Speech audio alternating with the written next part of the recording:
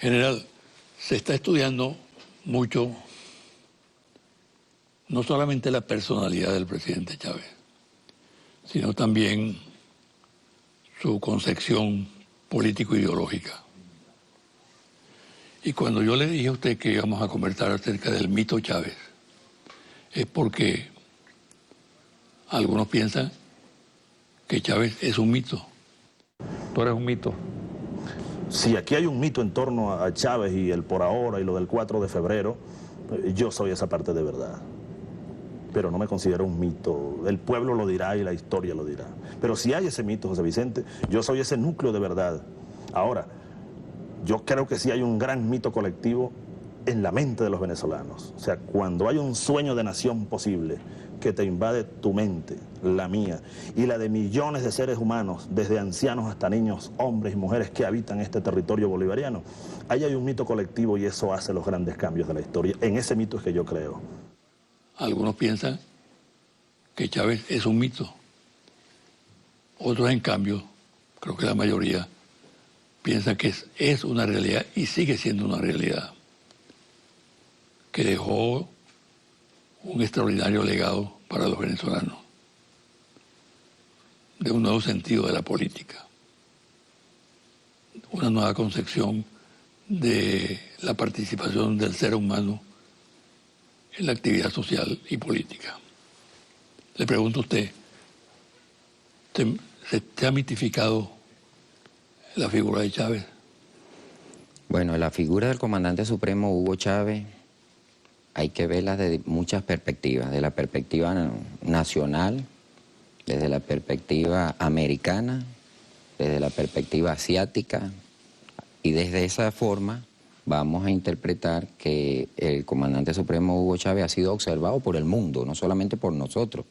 El comandante supremo Hugo Chávez es familia nuestra porque nació aquí en nuestro país y somos una gran familia que se llama Venezuela. Se han publicado decenas de libros. Se han publicado muchos libros, desde aquellos primeros que salían como Habla el Comandante, por ejemplo. Sí. También el libro suyo, de Yaria Miraflores, donde están todas las entrevistas que fueron hechas por usted y que actualmente se encuentran en las universidades como texto de consulta. Pero más allá de los textos, los discursos, más de 300 a los presidentes, las líneas del comandante Chávez, muy importante, los halos teóricos, sus discursos, sus decretos, las leyes, las ideas constituyentes, que son muy importantes, sus rendiciones de cuentas ante el Congreso, ante nuestra Asamblea Nacional, sus memorias y cuentas. Allí aparece mucho y se fundamenta mucho su pensamiento. Pero de allí al pueblo, el pueblo es quien lo tiene en su corazón. El pueblo tiene en su corazón al comandante supremo Hugo Chávez, lo tiene en su casa, lo tiene en su oficina en forma de retrato, está allí en estampita, está allí en figuras de porcelana, en diferentes figuras. Pero más allá del amor, no podemos hablar de mitificación cuando hay un corazón de por medio. El pueblo ama al comandante supremo Hugo Chávez, ama su memoria, ama su pensamiento, atesora su gestión, defiende su obra de gobierno, que son sus misiones, son sus ideas, es el mundo de las ideas que vive en el pueblo, en el imaginario de nuestro pueblo. Son las ideas del comandante supremo las que construyen la realidad y la están construyendo. Está allí, de hecho, yo estoy hablando del comandante supremo en tiempo presente. Es decir, es una idea viva, es una realidad, está allí en nuestras franelas, en nuestros discursos, en nuestras clases. Se está estudiando el pensamiento del comandante supremo Hugo Chávez en esos tres niveles, en el mundo de las ideas, como realidad nacional y como verdad perfecta, porque es una verdad. La realidad nos lleva a la verdad y el pueblo está allí, es testigo de que es una verdad presente, es una verdad actual y va a seguir siendo una verdad a futuro, a mediano, a largo y a muy largo plazo, porque la historia lo ha descrito así. Nosotros mismos no podemos detener la historia y la historia ha dado cuenta que el comandante Chávez vive en este momento. ¿Cómo caracteriza usted la marcha de Chávez hacia el poder? Desde su nacimiento específicamente. Allí en el libro Un huracán hecho pueblo define muy bien los antecedentes, 4 años antes de que naciera el comandante supremo Hugo Chávez, lo que estaba aconteciendo en el mundo. hasta el momento que él nace. Debemos recordar que nuestro comandante supremo Hugo Chávez nace en el año 1954, un 28 de julio. Pero ¿qué estaba sucediendo en Venezuela y en el mundo? Podemos destacar, por ejemplo, que el niño Hugo Chávez nació en un país que estaba en dictadura. Quien nace en dictadura ya de por sí va a ser un ser que va a querer la libertad, que va a querer la igualdad, que va a promover un Estado diferente, un Estado social diferente, de justicia en este caso. El niño Hugo Chávez nace en el contexto propiamente de una posguerra, una Segunda Guerra Mundial, pero igualmente de una guerra de Vietnam que estaba en plena ejecución y una guerra de Corea que estaba todavía caliente. Ese es el contexto internacional. Si unimos el contexto internacional de ese niño que va creciendo y lo que tuvo que ver, oír por la radio, porque la televisión todavía no había llegado en Venezuela. La televisión la inventaron en 1953. El niño Hugo nace en el 54, pero la radio la habían inventado en 1923 y para esa época, 30 años habían pasado, ya la radio estaba en Venezuela. Pero ese niño oía la radio, oía el deporte, oía las noticias, fue creando una conciencia patria dentro del gran conocimiento del movimiento mundial cuya experiencia fue tomada a través de los Y noticieros. el aporte de la academia. Dentro de la academia militar, una vez que el niño Hugo se hace adolescente, entra en la academia militar. Ahí aprende los valores patrios que aprendemos todos los militares, el amor por la bandera, por el escudo, por la geografía nacional, por nuestros lagos, nuestros ríos, nuestras montañas, donde vivimos, es decir, nuestro hogar, nuestro gran hogar. Muchas veces el venezolano tiene la conciencia de hogar, de su casita, de su apartamento, pero la conciencia de patria hay que crearla para que exista. Es decir, tenemos una geografía inmensa que es nuestra por derecho, porque nacimos aquí, porque somos nacionales de aquí, y allí el comandante Hugo Chávez fue un maestro, un gran tutor, un gran promotor del patriotismo, llevándole al venezolano a su conciencia que la patria es Venezuela, que la patria es América, que el planeta también es parte de la gran patria.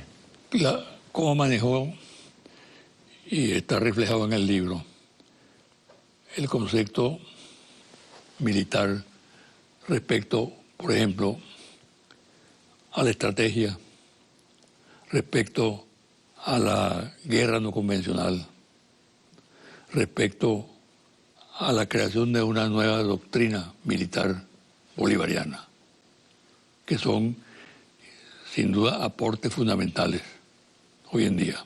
Bueno, la nueva doctrina militar bolivariana, como bien usted la acaba de nombrar, es fundamento del estudio por parte de las Fuerzas Armadas. Nosotros estudiamos, por ejemplo, nuestro periodo de independencia, posindependencia y anterior a la independencia, cómo el pueblo obtuvo su libertad, cómo el pueblo logró, por ejemplo, la libertad de los esclavos a través de sus luchas cívicas, sus luchas sociales, sus luchas armadas y no armadas. Venezuela es el resultado de un proceso histórico. Nosotros podemos decir, desde el año 1498, 1500 específicamente, 1506, Venezuela comenzó sus luchas de resistencia. Pero una vez que nos mezclamos, tanto el español como el indio, como el negro que fue traído para trabajar aquí, se instala una esclavitud, un coloniaje y una esclavitud, un modelo feudal. Las tierras pertenecen al rey y a los súbditos del rey. El que le sirve al rey tiene tierra, pero también tenía una fuerza armada, que es una fuerza armada imperial. El venezolano, nacido acá en estas tierras, de por sí rechazó siempre ese modelo. Ese modelo modernamente tiene otros nombres, pero igualmente la doctrina militar bolivariana, esa que se nutre del árbol de las 3 raíces inicialmente, hoy el árbol de las 5 raíces, es de un pensamiento bolivariano, un pensamiento zamorano, un pensamiento mirandino, es el pensamiento de Simón Rodríguez. Actualmente está alimentado del pensamiento del comandante supremo Hugo Chávez, pero es ese pensamiento libertario, liberador, el que persiste para las luchas que van en contra de los intereses, en contra de la nacionalidad. Nuestra moderna Fuerzas Armadas, nuestra moderna Fuerza Armada Nacional Bolivariana es una sola, bajo un solo comando.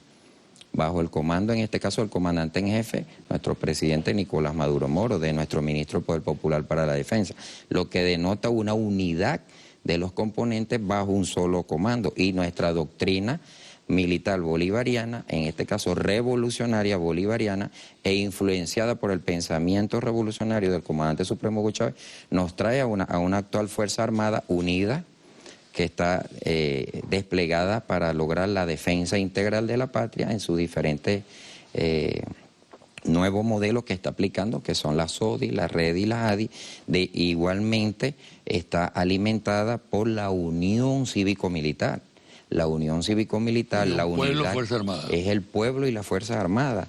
Es la Fuerza Armada conformada por el Ejército, la Aviación, la Guardia Nacional, nuestra Armada Bolivariana y nuestra milicia en unión al pueblo organizado. Es la estrategia propiamente militar del comandante supremo Hugo Chávez. Fuerza Armada, pueblo, milicia, organizaciones que participan directamente y el mundo de las ideas, como bien lo decía, el mundo de las ideas, una creación heroica, pueblo y Fuerza Armada y pueblo, igual que lo hemos hecho siempre a través del arco de la historia. Lo hicimos hace 200 años, hace 70 años y lo estamos haciendo en este momento. ¿Qué papel cumple la Guardia del Pueblo que usted preside? La Guardia del Pueblo es una creación... Usted comanda. Sí, soy el comandante nacional de la Guardia del Pueblo, el Comando Nacional de la Guardia del Pueblo. Ya está cumpliendo sus 5 años de haber sido fundado. Es una idea del comandante supremo Hugo Chávez, una idea de llevar hija del pensamiento de Chávez. Hija del pensamiento del comandante supremo Hugo Chávez. La Guardia del Pueblo es un sistema de acción conjunta, se define así. Es un sistema de acción conjunta donde articula el pueblo y las Fuerzas Armadas como actores y que se fundamenta en la teoría, en varias teorías, en este caso la teoría de la seguridad ciudadana, la teoría de resolución de conflictos, la teoría de la seguridad humana. Son 3 teorías que fundamentan y que el comandante supremo la trae a este siglo para acompañar esencialmente los 8 ámbitos para los cuales fue creado: el ámbito de salud, educación, cultura, deporte, en lo social, acompañar el poder popular, la prevención, la Dirección de Prevención del Delito, la Oficina Nacional, la FONA, el Fondo Nacional Antidroga, y por supuesto todo lo que tiene que ver con la comunicación y las comunicaciones dentro de las comunidades, es decir, promover el periódico comunal, la radio comunitaria y todo lo que son las comunicaciones, el uso de las redes sociales a nivel comunal para crear esa unión cívico-militar perfecta que nos va a llevar a la máxima suma de felicidad posible dentro de nuestras propias comunidades. Todos esos aspectos se resumen en lo que se llama la nueva doctrina militar bolivariana. Es parte de la nueva doctrina militar bolivariana y siempre debemos recordarle el pensamiento: unión cívico-militar, desarrollo integral, la participación activa, pueblo y Fuerzas Armadas en la defensa del pueblo, porque el pueblo es el protagonista acá. Siempre que el pueblo esté, igual lo hizo Bolívar. En la Carta de Jamaica, Bolívar hace una apología a todo lo que es la geopolítica, la geoestrategia, la geoeconomía de nuestro continente con respecto al hombre mismo. Es decir, el hombre es el centro y el hombre es el pueblo es usted, el pueblo soy yo, el pueblo son los televidentes que nos están oyendo y es por eso que se crea esta unión cívico-militar. Es un sentimiento que se construyó, que pasó a ser parte de la conciencia más elevada, de la máxima órbita de la conciencia nacional a lo individual y de lo individual a lo comunal. Y lo comunal, de nuevo, a la máxima órbita del pensamiento. Y en cuanto a la guerra no convencional, ¿cómo es asumida? Bueno, la guerra no convencional está allí. Podemos decir que no solamente en Venezuela, la han utilizado en otros países, en países árabes, en países africanos, en países europeos. Distintas expresiones del golpe, ¿no? Bajo diferentes expresiones. Hay gobiernos que han sucumbido ante el uso de las redes sociales. En el caso de Venezuela, nuestra genética, nuestra experiencia, nuestras habilidades a través de 500 años que hemos desarrollado y que viven dentro de nuestro espíritu, dentro de nuestra mente, dentro de nuestro cuerpo. Ese tipo de guerra nosotros la estamos venciendo, la hemos vencido. De hecho, estratégicamente está vencida, porque el tiempo da cuenta de que la revolución socialista y bolivariana, humanista, el comandante supremo Hugo Chávez, ya venció esa guerra. El venezolano no cae en esas trampas, son muy pocos los que se dejan convencer de un Twitter, de un Facebook, de una propaganda nacional o internacional, porque sabemos y conocemos la patria. La patria la construyó el pueblo y el pueblo va a defender junto a sus Fuerzas Armadas siempre la patria. En el pensamiento estratégico militar del comandante supremo así se da a conocer. Y es un sentimiento, porque basta que toque el clarín de la patria para que el corazón, el espíritu y el alma del venezolano esté presente en la batalla de la victoria. Y en cuanto al llamado legado de Chávez, ¿cómo lo definiría usted? ¿Qué contenidos tiene? Algunos lo perciben como una especie de catecismo, de dogma. Otros tienen una visión mucho más amplia, laxa, en el sentido de que busca plasmar también y desarrollar el principio fundamental de la unión pueblo-Fuerza Armada. El legado del comandante supremo Hugo Chávez es amplio, es grande y es hermoso. Lo hay en el mundo espiritual, lo tenemos en el mundo material, lo tenemos en la ciencia, en las artes, en las diferentes disciplinas. Estudiar al comandante supremo Hugo Chávez es muy hermoso, porque es como estudiar a Bolívar, es como estudiar a Miranda, pero es mucho más amplio. El legado del comandante supremo Hugo Chávez radica en su pensamiento, y el pensamiento del comandante supremo Hugo Chávez, nosotros acá en el libro Un huracán hecho pueblo, podemos definir precisamente 15 frentes estratégicos de su pensamiento. Allí definimos el pensamiento político, que es muy conocido, el pensamiento social, el económico, el cultural, el ético-moral, el moral espiritual, el militar, el ambiental, el geográfico, el geoestratégico, geoeconómico, geopolítico y el educativo-deportivo o deportivo-educativo. Es muy amplio. Podemos hablar inclusive de su humildad igualmente, su fe igualmente. Era un hombre de fe, se declaró cristiano, pero era un hombre de fe. Era un hombre que aceptaba igualmente la existencia de un Dios, al cual reconocía como comandante de todos los comandantes. Y eso es parte de una riqueza espiritual que lo lleva a crear las misiones presidenciales, que las bautiza como la misión Cristo.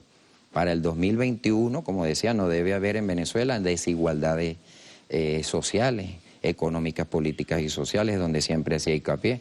Es un libertador y un liberador de la cultura. Nos enseñó la parte cultural, a amar nuestros propios bailes, nuestra propia música, por ejemplo, nuestra propia peletería, nuestras propias comidas, nuestros propios símbolos patrios. Esto es parte del legado, pero en lo educativo igualmente, con la creación de varias universidades, la bolivariana, por ejemplo, la militar bolivariana, expansión de la UNEFA, abrió la UNEFA, que antes era Politécnico de la Fuerza Armada, la convirtió en una universidad experimental abierta donde actualmente hay gran matrícula, es decir, se volvió un maestro educador. Moral y luces son nuestras primeras necesidades, dijo, los 5 motores de la revolución, los 5 ejes estratégicos del desarrollo, el plan de la patria, que es el que está vigente, se convirtió en ley, que son 5 objetivos históricos igualmente, 5 objetivos revolucionarios, 5 objetivos históricos, que conforman un cuerpo ideológico y doctrinario. Podemos decir igualmente que todo esto se resume en una doctrina que modernamente podemos llamar una doctrina chavista o la doctrina que nos dejó como legado el comandante supremo Hugo Chávez Frías. Bueno, muchísimas gracias, ¿sabes? Le deseo mucha suerte. La mayor difusión de este libro, que yo creo que es fundamental para el conocimiento del pensamiento de Chávez. Bueno, y del libro también puedo darle al pueblo la información que contiene unos capítulos muy hermosos, la vida y obra del comandante, la influencia que recibe su pensamiento tanto nacional, continental, hemisférica y mundial, y el desarrollo de su vida política en verdad perfecta, como la llamo. También en la contraportada aparece el concepto de chavismo y un pensamiento de nuestro comandante supremo, Hugo Rafael Chávez Frías, que destaca que la revolución debe hacerse en Venezuela en el marco de los acontecimientos internacionales. Y muchas gracias por su invitación, doctor. Buena labor y mucha suerte, ¿sabes? Encantado. Gracias. Una pausa y a regresar a los confidenciales.